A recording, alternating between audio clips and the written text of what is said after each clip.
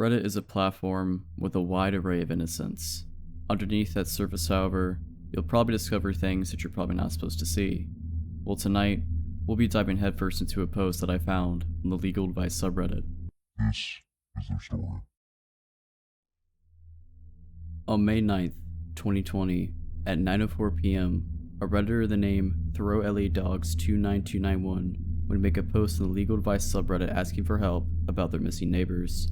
Their post is as follows. Neighbors entrusted me with looking after their pets/house for 3 weeks. It has almost been a year now and they haven't come back. Today their basement flooded and I have no idea what to do. In June 2019, my neighbors came to my door. I had some experiences with them. They invited us for a barbecue not long after they moved in. They asked me and my wife if we would look after their pets and their house for the next 3 weeks. They needed to return to Taiwan as his mother was dying. They even left me $500 for food for their 2 German Shepherds and their cat. I don't know what happened to them, but they just never came back. I don't know if they ended up in some sort of prison or decided to not just come home at all. Today I found out their basement had flooded, probably sometime within the last week. Apparently a pipe burst, but the entire basement is completely I paid to have the leak fixed, and I spent all of today using my shop vac to drain their basement to the best of my abilities.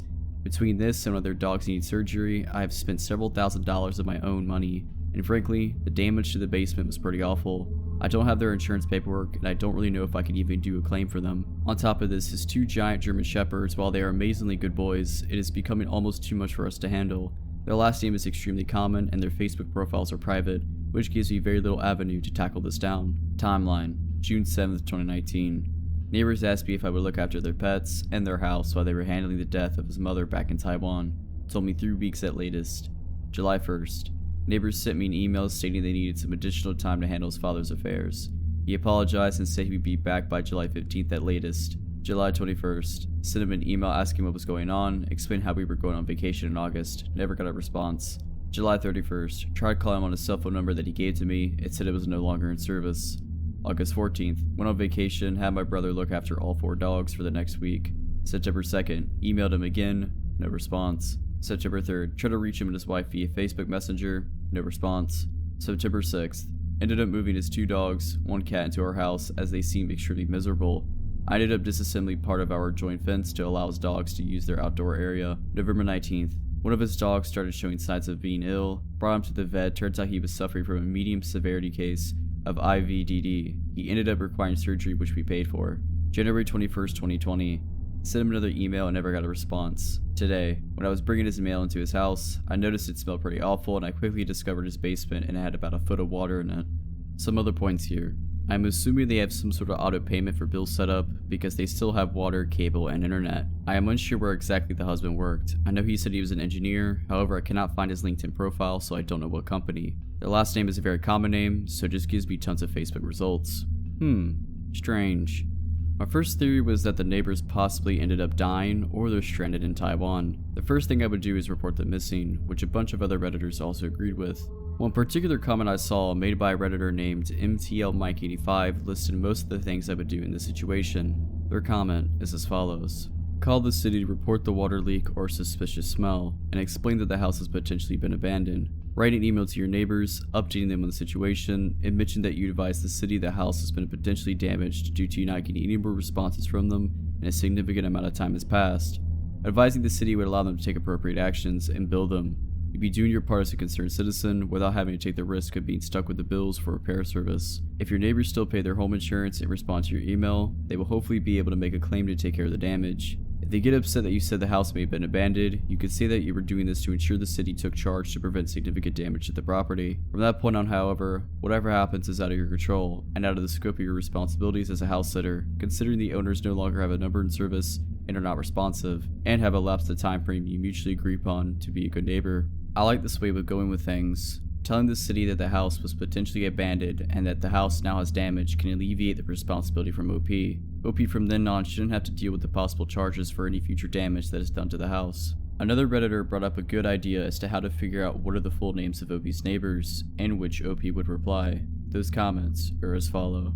Property tax records would have their full names, assuming they own. You should contact the police and tell them what is going on. ThroLADogs would reply with, I know their full names, it's just that their last name is extremely common, and their Facebook profile is private, so I have no idea who is related to them. I will contact the police tomorrow. Thanks. I don't know about you, but I would have contacted the police or the city months before any of this. It just seems odd to me why OP has waited almost a year but continues to take care of the property without saying anything to anyone and just now asked for help on Reddit. But anyway, let's continue. Another suggestion I found made by a Redditor I found to be a great one was contact the Taipei Economic and Cultural Office in Canada. That is their embassy. They can find out what happened. This is great advice. Contacting the Cultural Office in Canada should surely let OP know what happened to the neighbors. Another Redditor brought up some good advice that I thought sounded great. That comment is as follows. Everyone's giving you some great practical advice, but one thing I would add is that even if you're getting no response, continue to send email updates to your neighbors. It'll keep a paper trail of your attempts to contact them and may help if you end up taking them to a small claims court for the money you spent whilst they've been away. It may be worth enabling read receipts on these emails. This will at least tell you and the police if they're reading and ignoring your messages, or if they're not being read at all, which may point at something more sinister has taken place. If not done so already, I would also start collecting bills, bank statements, correspondence with vets, and plumbers, which show the money you've spent on the property and animals. Make a note of any maintenance work you've done to keep the property in order, such as guarding or use of your shop vac, how long you have spent doing this, what dates this has been done on, have you had to purchase any additional supplies to complete the basic maintenance. I would also include copies of any email contact you had or continue to have with them. Having this organized in one binder now will put you in a good position later on and maintain a clear timeline. This is great advice here. OP should absolutely detail everything they have done while keeping check of their neighbor's property just in case the neighbors come back and try to sue. Another suggestion that I found that I liked was an idea what to do with the dogs. That comment is as follows. Can I recommend you contact the dog's breeder before the authorities? As has been said, any good breeder will take these dogs back pronto, and that will almost certainly have been stipulated in a contract. My own dog's breeder tells a story about the 9-year-old dog she took back after the owner died and the spouse simply didn't want him anymore, but I had researched that breeder online and then reached out to them. Breeders can be amazingly resourceful anyway, good ones, and you seem to care about these dogs.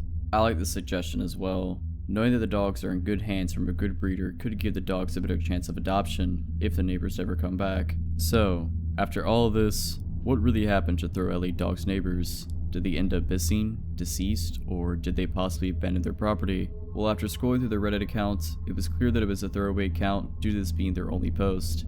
So the possibility of getting any previous information from past posts isn't possible here.